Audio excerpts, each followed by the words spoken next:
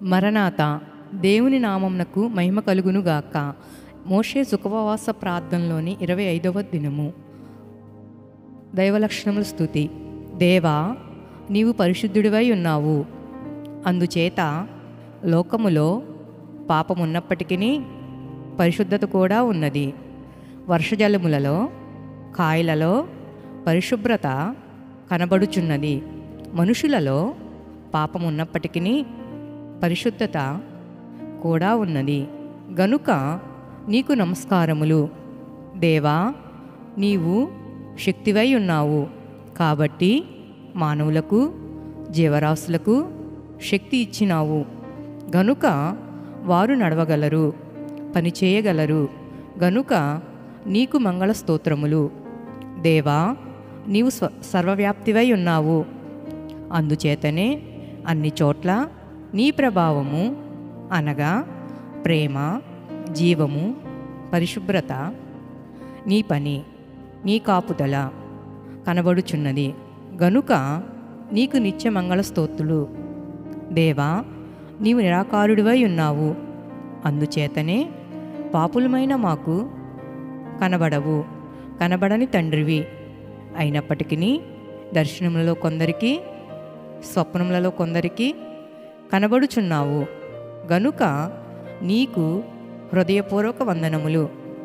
దేవా, నీవు స్వతంత్రుడివై ఉన్నావు, స్వేచ్ఛాపరుడివై ఉన్నావు. నీకు ఎవ్వరునూ సలహానియనక్కరలేదు. అన్నీయు నీ ఇష్ట ప్రకారమే చేయగలవు. గనుక నీకు వందనములు. ఆమెన్. సైతాను ఎదురించి సూత్రములు. ప్రారంభ ప్రార్థన. ఓ త్రియేక దేవుడు అయిన తండ్రి, సాతానును ఎదిరించవలనని నీ వాక్య గ్రంథములో వ్రాయించినావు. ఇదిగో ఇప్పుడే నీ సన్నిధానమందు వాటిని ఎదిరించుచున్నాము. మా ఎదిరింపుల వలన సైతానుకు వేదన, నిస్సత్తువ కలిగించుము. మా ఎదిరింపుల వలన నీకు మహిమ, సంగమునకు జయము కలిగించుము. సాతాను ఎదిరించుట. ఓ సాతానా, దుష్టుడు ఎవడును తరమకుండానే పారిపోవును. సామెతలు 28:1 వ్రాయబడి ఉన్నది. మానవుల్లోనున్న దుష్టుని కంటే నీవు ఎక్కువ దుష్టుడవు. మానవుని దుష్టినిగా మార్చిన దుష్టుడవు. కాబట్టి నీవు మరింత వేగముగా పారిపోవలెను. ఎప్పుడనగా మేము ఇటువంటి సమావేశములు, ప్రభువు సేవ, బైబిల్ పఠన చేసి, సాతానా, మా సమావేశములకు ఎందుకు వచ్చావని చెప్పి నిన్ను వెళ్ళిపోమ్మని అనకపోయినప్పటికీ నీవు వెళ్ళిపోవలేను. మా పరిశుద్ధ ఆచారములు చూచి నీవు సహించలేవు గనుక పారిపోవలెను. అట్లే నీ దుష్టత్వము చూచి ఎవరైనా దేవదూతలు వచ్చి తోలివేస్తారేమోనని ముందే పారిపోవుదువు. గనుక మాకు జయము, నీకు అపజయము మరియు అవమానము. ఆమెన్. సమర్పణ ప్రార్థన. పాప పరిహారము, వ్యాధి నివారణ, ఇబ్బంది నివారణ, ఇంకనూ కావలసినవన్నీ మోక్షభాగ్యము దయచేయుదువనియు నీ వాక్యములో వ్రాయించిన వాగ్దానములన్నీ నమ్ముటకై పూనుకున్నాను. ముఖ్యముగా యోహాను 14:14 వాగ్దానము, ఎఫెసీ 3:21 వాగ్దానము, మార్కు 11:24 సలహాలను నమ్ముటకు పూనుకున్నాను. పరిశుద్ధాత్మదేవా, నేను పరిశుద్ధుడినై ఉన్నట్లు నీవును పరిశుద్ధుడివై ఉండుమని సెలవిచ్చిన దేవా, నీకనేక స్తోత్రములు. ప్రతి పాపము నుండి నన్ను దూరపరచుము, శోధంలోనికి నన్ను రానీయకుము. ఆమెన్. రాకడ ప్రార్థన. ఒక గ్రామంలో ఇంటి యజమానుడు తన కుమారునికి వివాహము ఏర్పరచును. మరి ఒక గ్రామంలో ఇంకొకరు తన కుమార్తెను పెండ్లి ఏర్పాటు చేయును. కానీ పెండ్లి కుమారుడు, పెండ్లి కుమార్తె మన దేశములో మాట్లాడుకొనరు. అయితే మానవులు పాపలోకంలో పుట్టిరి గనుక ప్రభువు తన స్వరక్తముతో శుద్ధి చేసెను. గనుక ప్రభువు పెండ్లి సంఘముతో గదిలో సన్నిధిలో మాట్లాడును. సంఘమును పెండ్లి కుమార్తెయు వరుడును ప్రభువును మాట్లాడుచున్నారు. ఇట్టి చనువు సంఘమునికిచ్చిన ప్రభువా నీకు స్తోత్రములు. ఆమేన్. నిర్గమాకాండము 25వ అధ్యాయము. యెహోవా మోషేకు ఇలాగు సెలవిచ్చెను, నాకు ప్రతిష్టార్పణ తీసుకుని రండని ఇశ్రాయేలీలతో చెప్పుము. మనఃపూర్వకంగా అర్పించు ప్రతి మనుషుని యొద్ద దాన్ని తీసుకొనవలెను. మీరు వారి యొద్ద తీసుకునవలసిన అర్పణలేమనగా బంగారు, వెండి, ఇత్తడి, నీలధూమ్ర రక్తవర్ణములు, సన్నపునార, మేక వెంట్రుకలు, ఎరుపు రంగు చేసిన పొట్టేళ్ల తోళ్ళు, సముద్ర వత్సల తోళ్ళు, తుమ్మకర్రలు, ప్రదీపమునకు తైలము, అభిషేక తైలమునకును పరిమళ ద్రవ్యములు, ధూపమునకు సుగంధ సంభారములు, లేతపచ్చలు, ఎఫోదుకును పదకమునకును చెక్క రత్నములు అనునవే. నేను వారిలో నివసించినట్లు వారు నాకు పరిశుద్ధ స్థలమునకు నిర్మింపవలెను. నేను నీకు కనపరుచుని విధముగా మందిరము యొక్క ఆ రూపమును దాని ఉపకరణములన్నిటి రూపమును నిర్మింపవలెను. వారు తుమ్మకర్రతో ఒక మందసమును చేయవలెను. దాని పొడుగు 2 మూరలున్నర, దాని వెడల్పు 3.5, దాని ఎత్తు 3.5. దాని మీద మేలిమి బంగారు రేకు పొదిగింపవలెను. లోపలను వెలుపలను దానికి పొదిగింపవలెను. దాని మీద బంగారు జమును చుట్టూ కట్టవలెను. దానికి 4 బంగారు ఉంగరములను పోతపోసి ఒక ప్రక్కను, 2 ఉంగరములు ఎదుటి ప్రక్కను, 2 ఉంగరములు ఉండునట్లు దాని 4 కాళ్లకు వాటిని వేయవలెను. తుమ్మకర్రతో మోతకర్రలను చేసి వాటికి బంగారు రేకులను పొదిగించి వాటితో ఆ మందసమును మోయుటకు ఆ ప్రక్కల మీద ఉంగరములతో ఆ మోతకర్రలను దూర్చవలెను. ఆ మోతకర్రలు ఆ మందసము ఉంగరములోనే ఉండవలెను. వాటిని దాని ఎదుట నుండి తీయకూడదు. ఆ మందసములో నేను నీకిచ్చు శాసనములు నుండవలెను. మరియు నీవు మేలిమి బంగారుతో కరుణాపీఠమును చేయవలెను. దాని పొడుగు 2 మూరలున్నర, దాని వెడల్పు 3.5 మరియు 2 బంగారు కెరూబులను చేయవలెను. కరుణాపీఠము యొక్క 2 కొనలను ఒక నకిషి పనిగా చేయవలెను. ఈ కొనను ఒక కెరూబును, ఆ కొనను ఒక కెరూబును చేయవలెను. కరుణాపీఠమున దాని 2 కొనల మీద కెరూబులను దానితో ఏకాండముగా చేయవలెను. ఆ కెరూబులు పైకి విప్పిన రెక్కలు గలవై కరుణాపీఠమును తమ రెక్కలతో కప్పుచుండగా వాటి ముఖములు ఒండొంటికి ఎదురుగా నుండవలెను. ఆ కెరూబులు ముఖములు కరుణాపీఠముల తట్టు ఉండవలెను. నీవు ఆ కరుణాపీఠము ఎత్తి ఆ మందసము మీద నుంచవలెను. నేను నీకిచ్చు శాసనములు ఆ మందసములో నుండవలెను.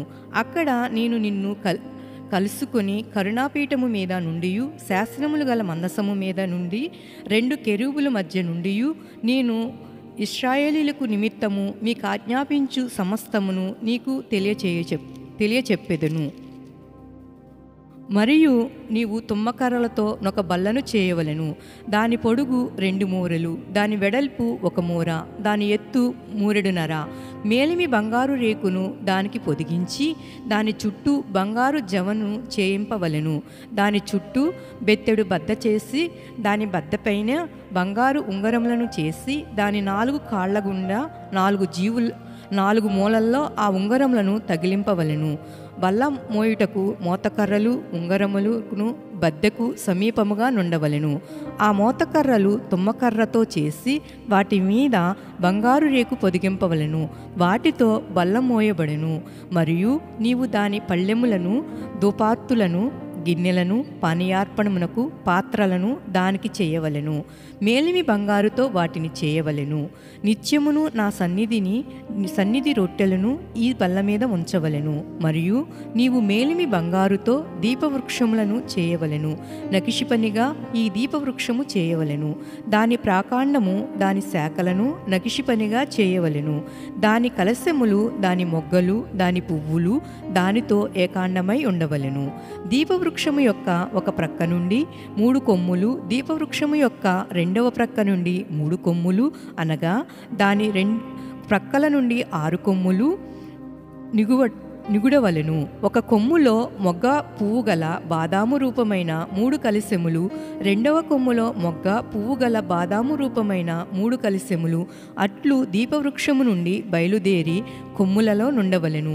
మరియు దీపవృక్ష ప్రాకాండములలో బాదాము రూపమైన 4 కలశములు, వాటి మొగ్గలను వాటి పువ్వులను ఉండవలెను. దీపవృక్ష ప్రాకాండము నుండి నిగుడు 6 కొమ్ములకు దాని 2 కొమ్ముల క్రింద ఏకాండమైన ఒక్కొక్క మొగ్గ చొప్పున ఉండవలెను. వాటి మొగ్గలు వాటి కొమ్మలు దానితో ఏకాండమగును. అదంతయు మేలిమి బంగారుతో చేయబడిన ఏకాండమైన నగిషి పనిగా ఉండవలెను. నీవు దానికి 7 దీపములను చేయవలెను. దాని ఎదుట వెలిగించుటట్లు దాని దీపములను వెలిగించవలెను. దాని కత్తెర ఆ ఉపకరణములన్నీ 40 ఈసెల మేలిమి బంగారుతో చేయవలెను. కొండ మీద నీకు కనపరచబడిన వాటి రూపము చొప్పున వాటిని చేయుటకు జాగ్రత్త పడుము.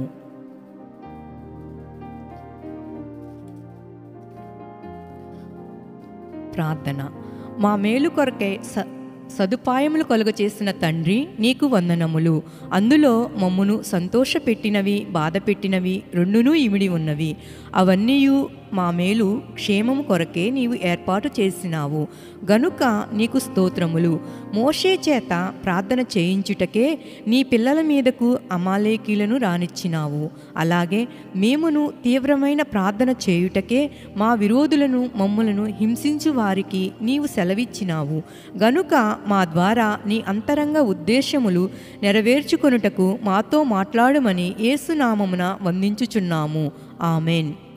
అమోరీయులు, అమాలేకీయులు, కానానీయులు, ఏదోమీయులు, మోయాబీయులు మొదలగువారు ఇశ్రాయేలు యొక్క శత్రువులు. ఇంకను విరోధులు ఉన్నారు కానీ వీరు ముఖ్యులు.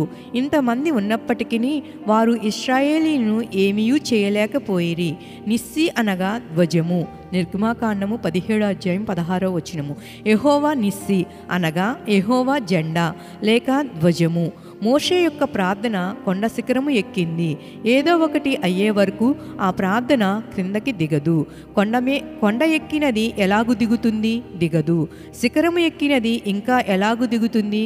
కొండ ఎక్కితే కొండే ఎత్తు, దానికంటే శిఖరము ఇంకా ఎత్తు. మన ప్రార్థనలు కూడా అట్లే ఉండవలెను. మామూలు ప్రార్థనలు చాలవు, శిఖర ప్రార్థనలు కావలెను. అది మామూలు యుద్ధము కాదు.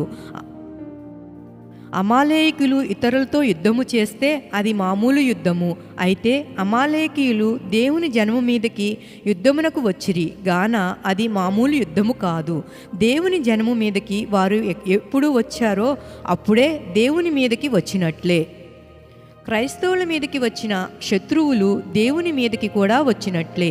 కాబట్టి ఈ యుద్ధము సామాన్యమైన యుద్ధము కాదు. కనుక మన ప్రార్థన కూడా సామాన్యమైన ప్రార్థన కాదు. శిఖరము ఎక్కి కూర్చుని దిగదు అనే ప్రార్థన కావలేను. నాకు జయము వచ్చే వరకు నేను దిగేది లేదు అనే ప్రార్థన ఇప్పుడు చేయవలేను. ఇండియా దేశములోని క్రైస్తవ సంఘము అంతటి మీదకి వచ్చిన యుద్ధము ఇది. సంఘము వారి మీదకి వచ్చినది యుద్ధము చేయుటకు కాదు, వారే యుద్ధము చేయుట, వీరు గెలుచుట. అమాలేకులు దేవుని జనము మీదకి వచ్చారు గాని దేవుడి జనము అమాలేకుల మీదకి రాలేదు. అయితే దేవుని జనము జయించుటకు వచ్చారు. కాబట్టి కాపుదల కొరకు ప్రార్థనా యుద్ధము చేయుట తప్పదు. ఆ కాలములో శత్రువుల యొక్క ఉద్దేశం ఏమంటే దేవుని జనమును నాశనము చేయుట. దేవుని జనమును నాశనము చేస్తే ఆ జనములో నుండి లోకరక్షకుడు రాడు. అది పిశాచి యొక్క ఉద్దేశము. అయితే ఇశ్రాయేలీయులు యుద్ధము చేయవలెనని దేవుని ఏర్పాటై ఉన్నది. ఈ కథలో ఒక దరి నుండి ప్రార్థన జరుగుచున్నది మోషే వలన, ఒక దరి నుండి యుద్ధము జరుగుచున్నది యెహోషువ వలన. వీరిద్దరిలో ఎవరు గొప్పవారు? యెహోషువ వలన యుద్ధము, మోషే వలన ప్రార్థన. గనుక ఇద్దరూ గొప్పవారే. మోషే చేతులెత్తి ప్రార్థించుటకు కారణమేమనగా అన్యులైన వారు జీవము లేని దేవునికి చేతులెత్తి నమస్కరించగా జీవము గల యెహోవాకు మరీ ఎక్కువగా చేతులెత్తి ప్రార్థించుట ఆయనను గౌరవించినట్లే. గనుక చేతులెత్తుట గౌరవమునకు సూచన. మోషే బండ మీద కూర్చుండెను, అనగా బండ మీద ఆధారపడెను. రాతి మీద పునాది వేయబడిన ఇల్లు పడదు, ఆ రాయి క్రీస్తు ప్రభువే. ఈ నా మాట ప్రకారముగా చేయు ప్రతివాడు రాతి మీద పునాది వంటివాడు, అనగా రాతి పునాది వేయబడిన ఇల్లు వంటివాడు అని ప్రభువు కొండ ప్రసంగములో చెప్పలేదా? గనుక మోషే చేతులు వాలిపోవును గాని ప్రార్థన వాలిపోదు. యెహోషువ కత్తి పట్టుకున్న చెయ్యి, అనగా ఆడిన చెయ్యి ఆడినట్లే ఉన్నది గాని ఆగలేదు. ఈయన చెయ్యి వాలిపోలేదు. అలాగే మోషే చేతి క్రిందనున్న అహరోను అలసిపోలేదు, అయినప్పటికీ యుద్ధము ఆగలేదు. నేటి క్రైస్తవ సంఘము మీద శత్రువులు దండెత్తినారు గనుక ఇప్పుడు సంఘము మోషే వలె ప్రార్థనలో ఉండాలి. తక్కిన వారు గ్రామస్తులు పట్టణములు తిరిగి ప్రసంగము చేయాలి.